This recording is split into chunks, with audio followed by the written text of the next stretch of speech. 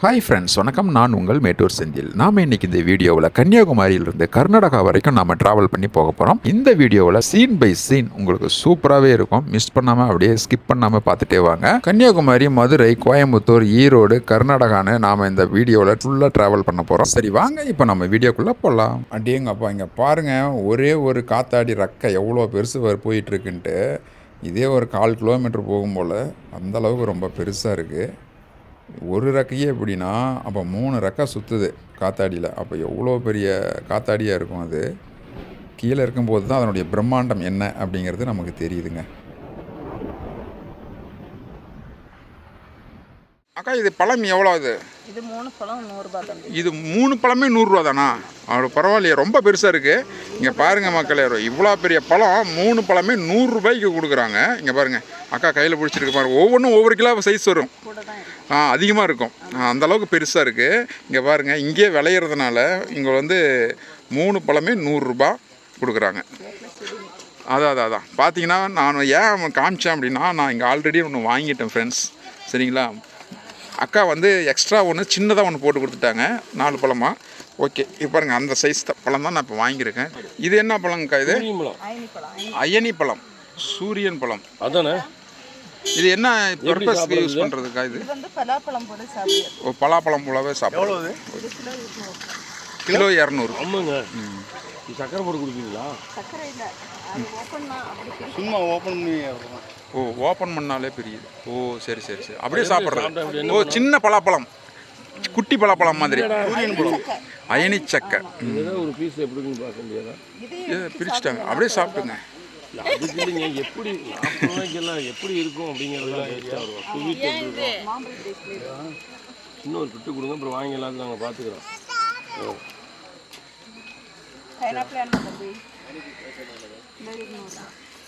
எப்படி இருக்கு? இல்லை, இந்த பழம் எப்படி இருக்கு? டேஸ்ட் நல்லா இருக்கு. நல்லா மூலிகை பழம், அயனி சக்கை. ஓகே.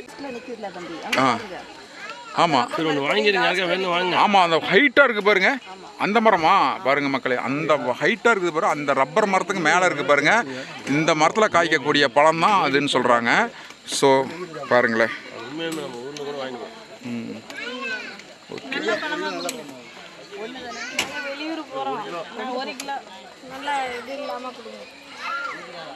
இப்போ பாருங்கள், நாங்கள் பார்த்த உடனே எல்லாம் வாங்க ஆரம்பிச்சிட்டாங்க. அதான் ஸ்வீட் பார்த்தது 1 கிலோ 200. நமக்கு 1 கிலோ கொடுங்க. நம்ம அப்படியே கிளம்பலாம். ஏன்னா நான் பார்த்தீங்கன்னா 100 ரூபாய்க்கு சும்மா இது வருங்க, ஒரு 5 கிலோவுக்கு மேலே வருங்க இந்த பழம். அவ்வளோ பெரிய பழம் கொடுத்துட்டாங்க, 4 பழம் கொடுத்துட்டாங்க.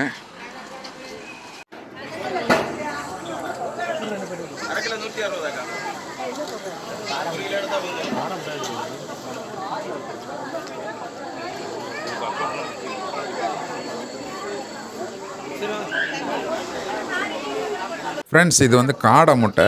ஒரு காடை முட்டை 10 ரூபா. மொத்தம் 5 முட்டை போட்டு ஒரு குச்சியில் வச்சு வேவிச்சு கொடுக்குறாங்க. அப்படிங்கும்போது 50 ரூபா வசூல் பண்ணுறாங்க. 50 ரூபாய்க்கு ஒர்த்து தான். ஏன்னா அழகாக வேவிச்சு குச்சியில் கொடுத்துட்றாங்க. சாப்பிட்றதுக்கு ரொம்ப டேஸ்ட்டாகவும் இருக்குது, நல்லாவும் இருக்குது.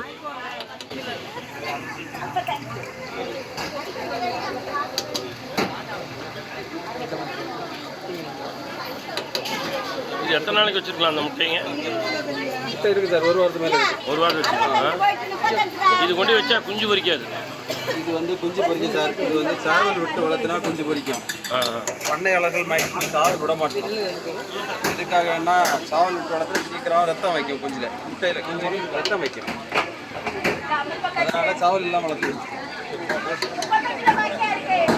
காடை முட்டை 5 முட்டை வேவிச்சு கொடுக்குறாங்க. ஒரு பீஸ் அப்படியே ஒரு குச்சியில் குத்தி 50 ரூபா. 50 ரூபாய்ங்களா? இது 50 ரூபா. அழகாக அவிச்சு கொடுத்துட்டாங்க. எப்படி இருக்குன்னு சொல்லுங்கள், சாப்பிட்டு. சாஸ் போட்டுக்கலாமா?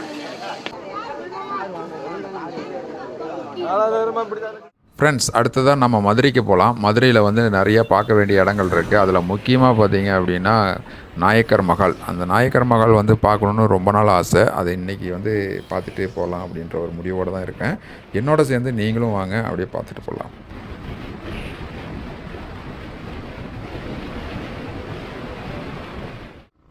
இப்போ நான் மதுரைக்கு வந்தாச்சுங்க. மதுரை வந்த உடனே நான் முதல் வேலையை என்ன பண்ணேன் அப்படின்னா, காரை வந்து அவுட்டர்லேயே போட்டுட்டேன், ஒரு ஓரமாக மரத்துக்கடியில் போட்டுட்டு ரேப்பிடோ பைக்கு வந்து புக் பண்ணிட்டேன். அவங்களே வந்து என்னை வந்து பிக்கப் பண்ணிட்டு இப்போ கூட்டிகிட்டு போயிட்டு இருக்காங்க. ஸோ இது வந்து ரொம்ப ஈஸிங்க. வெறும் 80 ரூபாயில் வேலை முடிஞ்சு ஸ்பாட்டுக்கே நம்மளை வந்து கூட்டிகிட்டு போயிடுறாங்க. அதுவும் இல்லாத ஒரே சந்து இல்லாமல் நம்மளை சுற்றி காட்டுறாங்க. அதுவும் பார்த்துட்டே போயிட்டு இருக்கலாம், ரசிச்சுட்டே போயிட்டு இருக்கலாம். என்னோட சேர்ந்து இந்த தெருவெல்லாம் பாருங்க எவ்வளோ அழகா இருக்குன்ட்டு. மதுரையோட சின்ன சின்ன சந்தெல்லாம் சுற்றி பார்க்கலாம் வாங்க.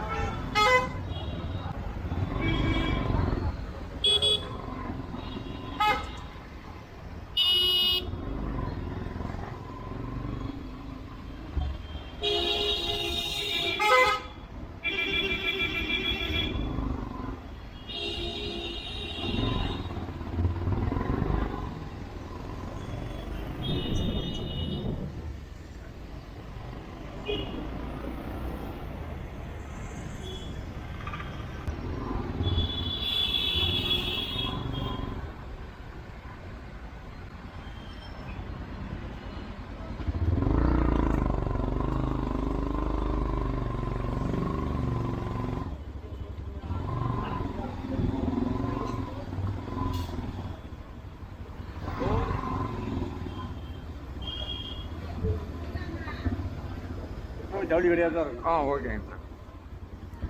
இது பூரா ஜவுளி கடை தெருவுன்னு சொல்கிறாரு.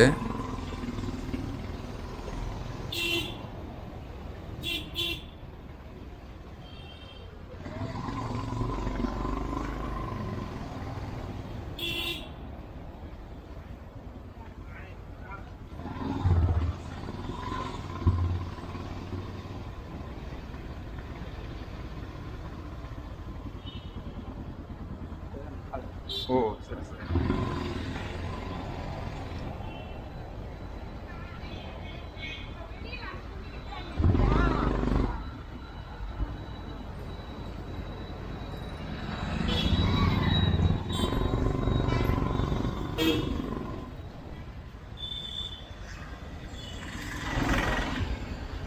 ஃப்ரெண்ட்ஸ், இப்போ நாம் திருமலை நாயக்கர் மஹால் வந்தாச்சு.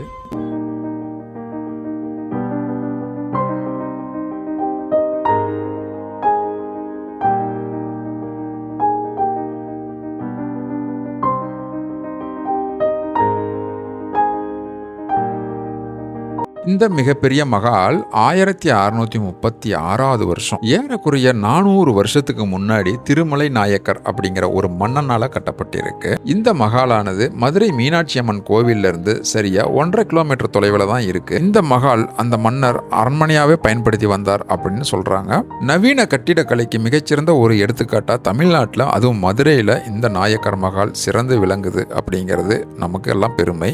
இந்த நாயக்கர் மகால்ல ஏகப்பட்ட தமிழ் திரைப்படங்களும் எடுக்கப்பட்டிருக்கு. திருமலை நாயக்கரால கட்டப்பட்டதுனால இந்த மகாலுக்கு அவருடைய பெயரான திருமலை நாயக்கர் மகால் அப்படிங்கிற அவருடைய பெயராலேயே அழைக்கப்படுது.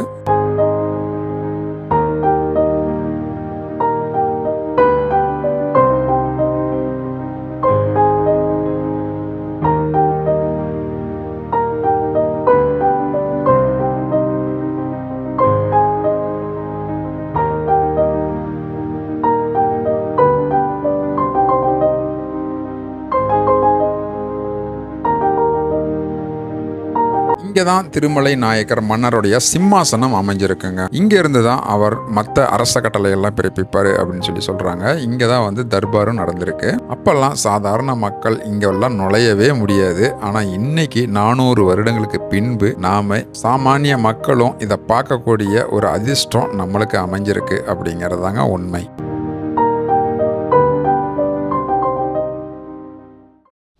ஃப்ரெண்ட்ஸ், இப்போ நாம் கோயம்புத்தூர் வந்தாச்சுங்க. கோயம்புத்தூர் வாங்க அப்படியே ஒரு ரவுண்ட் அடிச்சுட்டு அப்படியே சுற்றி பார்த்துட்டு அப்படியே கிளம்புவோம்.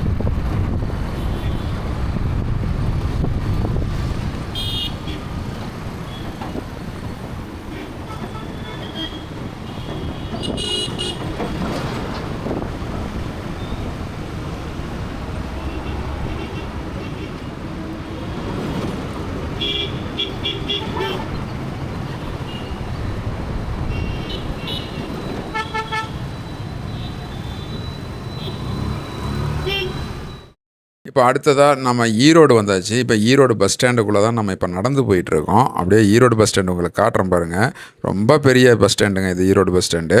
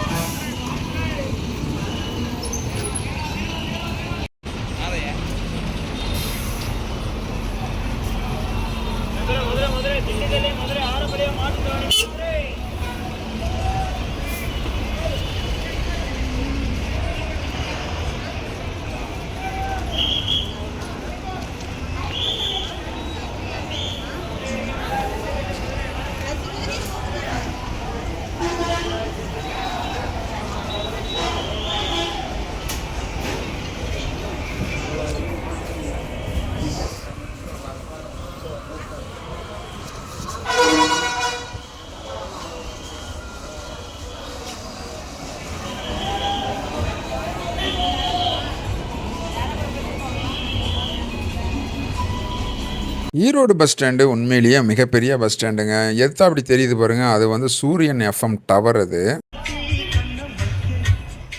ஃப்ரெண்ட்ஸ், இப்போ நம்ம கர்நாடகா வந்தாச்சுங்க. கர்நாடகாக்குள்ளே போயிட்டுருக்கோம். கர்நாடகாவில் எங்கே போயிட்டுருக்கோம் அப்படின்னா, கொள்ளேகால் உங்களுக்கு தெரியும். கொள்ளேகாலில் இருந்து சரியாக 12 கிலோமீட்டர் தொலைவில் ஒரு அழகான கோவில் இருக்குங்க. அந்த கோவிலுக்கு தான் இப்போ நம்ம போயிட்டுருக்கோம். அந்த கோவிலுக்கும் நம்ம தமிழ்நாட்டுக்கும் மிகப்பெரிய ஒரு தொடர்பு இருக்குது. அது என்னங்கிறது இந்த வீடியோவில் நான் அப்புறமா சொல்கிறேன்.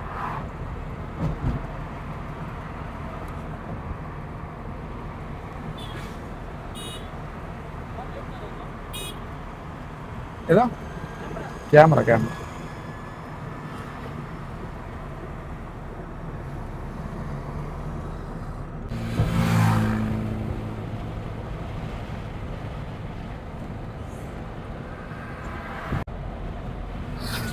இங்கெல்லாம் பார்த்தீங்கன்னா விவசாயம் ரொம்ப நல்லாவே இருக்குங்க.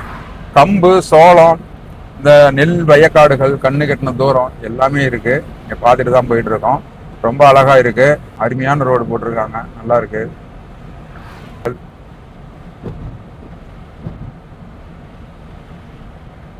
நல்லா செழிப்பா இருக்கு, சூப்பரா இருக்கு. இப்போ நம்ம சம்மந்தப்பட்ட கோவிலுக்கு வந்தாச்சுங்க. இந்த கோவிலுக்கும் தமிழ்நாட்டில் இருக்கக்கூடிய மிக பிரசித்தி பெற்ற திருச்சி ஸ்ரீரங்கம் கோவிலுக்கும் மிகப்பெரிய ஒரு தொடர்பு இருக்கு. அது எப்படி சம்பந்தம் இருக்கு அப்படின்னா, 1000 வருடங்களுக்கு முன்பு ஆதி சங்கராச்சாரியார் இந்த 3 மிகப்பெரிய தீவுலையும் சுவாமியை நிர்மாணம் பண்ணாரு. அதுக்கப்புறம் வந்த மன்னர்கள் அப்படியே படிப்படியாக கோயிலாகவே கட்டினாங்க. காவேரி ஆற்றில் மிகப்பெரிய 3 தீவுகள் இருக்குது. அதில் முதல் தீவு மைசூர் பக்கத்தில் இருக்கக்கூடிய ஸ்ரீரங்கப்பட்டணம். 2வது தீவு இப்போ நம்ம போயிட்டு இருக்கிற இந்த இடம். 3வது தீவு திருச்சியில் இருக்கக்கூடிய ஸ்ரீரங்கம் தீவு. இந்த 3 தீவுலையுமே ஸ்ரீ ரங்கநாதர் ஆலயம் அமைஞ்சிருக்கிறது தான் சிறப்பு. இப்போ நீங்கள் இந்த படத்தில் பார்த்துட்டு இருக்கீங்க இல்லையா, முதல் ஆதிரங்கான்னு போட்டிருக்குல்ல, அது வந்து எங்கே இருக்குன்னா மைசூர் பக்கத்தில் ஸ்ரீரங்கப்பட்டணம் அந்த தீவில் அமைஞ்சிருக்கு. மத்திய ரங்கான்னு போட்டிருக்குல்ல, இது வந்து கொள்ளைகால் பக்கத்தில் இப்போ நம்ம வந்திருக்கோம்ல, இந்த தீவில் அமைஞ்சிருக்கு. இப்போ நம்ம வந்திருக்கிறதும் இந்த கோவிலுக்கு தான் வந்திருக்கோம். அடுத்ததா அந்தியரங்கா, அதாவது கடைசி ரங்கா, இது வந்து திருச்சி ஸ்ரீரங்கம் கோவிலுங்க. இந்த 3 கோவிலுக்குமே கர்நாடகா மக்கள் 3 கோயிலையும் ஒன்றாவே தரிசனம் பண்ணுவாங்க. ஆனால் தமிழ்நாட்டு மக்களுக்கு இது வந்து தெரிய வாய்ப்பு இல்லை. கர்நாடகா மக்கள் கரெக்டாக அதை வந்து ஃபாலோ பண்ணிகிட்டு இருக்காங்க அந்த காலத்துலேருந்து இந்த காலம் வரைக்கும். ஃபஸ்ட்டு வந்து ஆதி ரங்காவுக்கு வருவாங்க, அதுக்கப்புறம் மத்திய ரங்கா வந்து தரிசனம் பண்ணுவாங்க, 3வது வந்து திருச்சி ஸ்ரீரங்கம் கோயிலுக்கு வந்து தரிசனம் பண்ணிவிட்டு அப்புறம் வீட்டுக்கு போவாங்க. ஒவ்வொரு வருடமும் கர்நாடக மக்கள் இப்படி தான் வழிபட்டுட்டு வந்துட்டுருக்காங்க. இப்போது நாம் மத்திய ரங்காவுக்கு வந்தாச்சுங்க. இதுதான் அந்த கோவில் வளாகம்.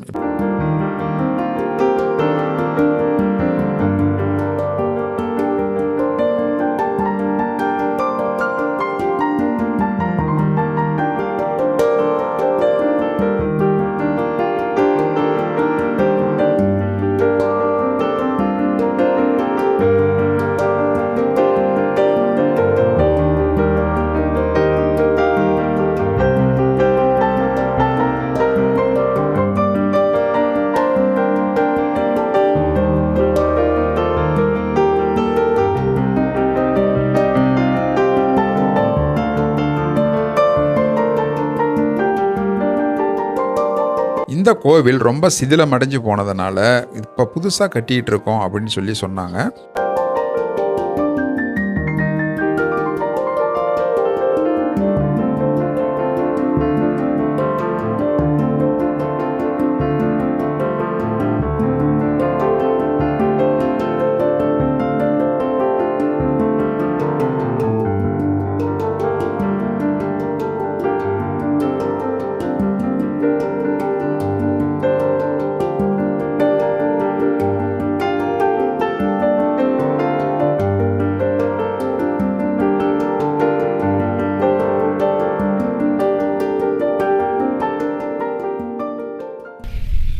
கோயிலில் நம்ம பாதம் படுறதே ஒரு பெரிய புண்ணியம் அப்படின்னு தான் நினைக்கணும். ஏன்னா இந்த ஏரியாவுக்கெல்லாம் வர்றது சாத்தியம் இல்லாத ஒரு வேலை தான். ஏன்னா நான் தமிழ்நாட்டிலிருந்து நிறையா பேர் இங்கே வந்திருக்காங்களா என்னன்னு தெரியல. ஆனால் நான் வந்தது ரொம்ப புண்ணியம் பண்ணிக்கணும்னு நினைக்கிறேன் இன்னைக்கு.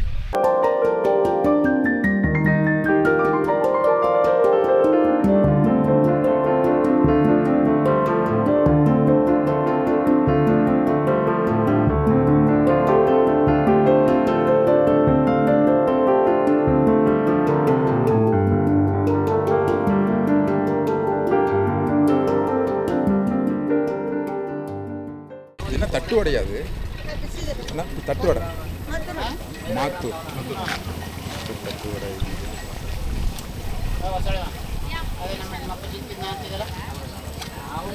ಎಷ್ಟು ಇದು ರೇಟು? 15 ಒಂದು ಬಡ್ಡಿ. ಗ್ರೀನ್ ಚಟ್ನಿ ಚಟ್ನಿ ಬೇಡ.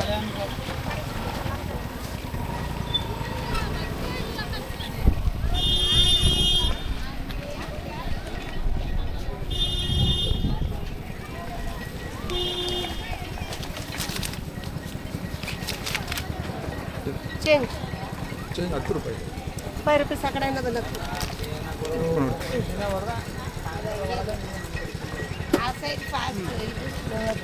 மேங்கோ எல்லாம் இருக்கு. மத்தூர் தட்டு வடை.